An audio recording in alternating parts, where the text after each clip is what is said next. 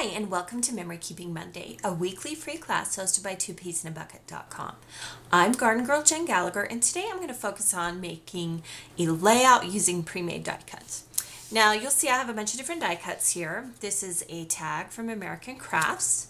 This is a journaling card from Little Yellow Bicycle, and these flags are from Pebbles. Now, you will notice that they're all from different manufacturers, and I want to give you a little hint for how I match pre-made die cuts from different companies.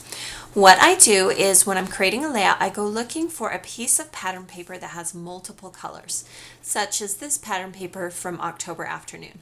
It has blues and yellows and reds. And then from there, I go and I match my die cuts to the pattern paper. This allows me to shop my own stash and combine different colors and patterns and still have a matching thing. That means I don't necessarily have to buy all the same manufacturer's products.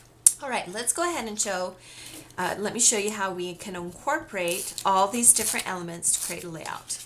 So we are starting with some paper from an 8x8 paper pad from October Afternoon.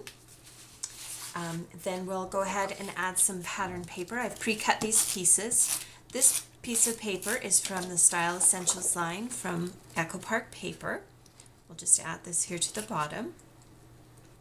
And again, to pick these pattern papers, I have selected papers that matched that multicolored strip of pattern paper. Just a quick and easy way to make sure that your elements match. So this pink paper is also from the October Afternoon pattern paper.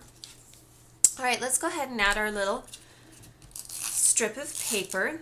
This strip is also from that October Afternoon pad as well. And then I've pre-cut a green cardstock that matches this particular green circle. This is one of my top secret hints that I'm sharing with you. This is how I always determine colors for my layouts. Go ahead and take that pattern paper strip off, and then we're gonna just loosely lay it down. Now I have pre-printed some journaling strips, and I've cut the edges, I've notched the edges into different banner shapes, and we're gonna put these on the layout for our journaling. And so we wanna make sure that they line up. There are a variety of widths and a variety of lengths. And as I put them down, I'm not worrying about the distance in between. If you make things too uniform, it starts to get a little bit stagnant. So just try different distances and you could even try different fonts, different colors of fonts, just whatever you like to do to decorate your page. So we'll go ahead and add a few more strips.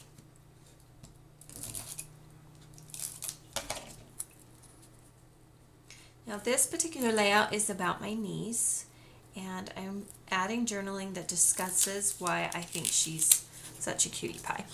All right, let's go ahead and incorporate our first pre-made die cut. This is actually a tag.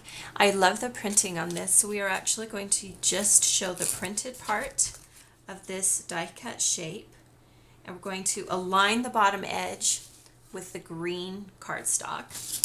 And then we'll go ahead and place the strip of pattern paper back on top of the layers, covering the orange circle on the tag. So go ahead and put that there. Now this is the photo of my niece that I was talking about. She has gorgeous naturally curly hair. One of the things I mentioned in my journaling is that I love her curly hair. Lots of reasons to love nieces and nephews. And then we'll just go ahead and put the photo on the cardstock. Now I'm going to add some tan photo corners to the left corners of this photo. It's something that I like to do. If you have a digital die cut machine, you can actually download photo corner shapes. You can hand cut them, or you can leave off this step. It's completely up to you how you want to do that. All right, I'm going to add a little more adhesive because I've pulled this strip off a couple of times. I tend to move things around several times, and so I use a repositional adhesive so that I can manipulate and move things where I want them. All right, let's go ahead and incorporate our next pre-made die cut. This is a journaling card from Little Yellow Bicycle.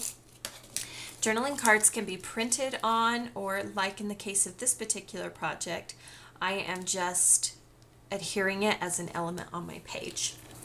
Now for the next layer, I have pre-punched a scallop border, and I'm going to lay that right on top of the pattern paper. And we'll just manipulate it in there, and then we will trim off the ends with our scissors so that it matches the end.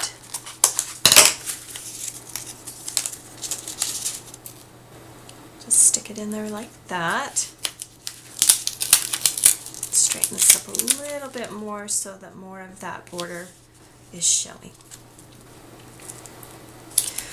Kind of a perfectionist about how things are placed sometimes, and that's okay. So now let's go ahead and place our next pre-made die cut. These are flags from Pebbles, and we are just going to add a glue dot on the back of each flag, and we'll tuck the toothpick part down into our scallop border. You can just layer these however you like. I love these flag die cut shapes. They remind me of the banner trend that's really, really hot right now, but it's kind of a different look. Plus I love the natural looking wood. Okay, so then here's an additional chipboard die cut piece. This is, like I said, it's chipboard, and this is also from Pebbles. And we'll just go ahead and add this at the top here. And center it right over our border. So you can see how I've married three different brands of pre-made die cuts here. Now these are some buttons from Pebbles, and I'm going to just dress up some of these circles on the border strip here, just for fun, just to add a little bit more texture and dimension. Let me show you what that looks like up close. Alright, and then for my title, I have used my silhouette machine, and I have cut this title from pattern paper. It's a very subtle pattern, so it's probably hard to tell, and I've cut two different sizes. Now I am going to add some adhesive on the back, and to do that, I just have a little card here, and I like to use adhesive with a small tip, such as a Zig glue pen, or we have some Martha Stewart glue marker in the shopping section, and then I basically just paint the adhesive on the back. There's a lot of different ways to do this. I find this is the least messy of all the options that I have.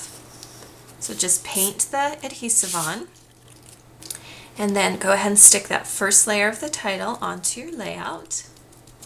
And now we'll do the suite the exact same way. Just paint the adhesive on the back.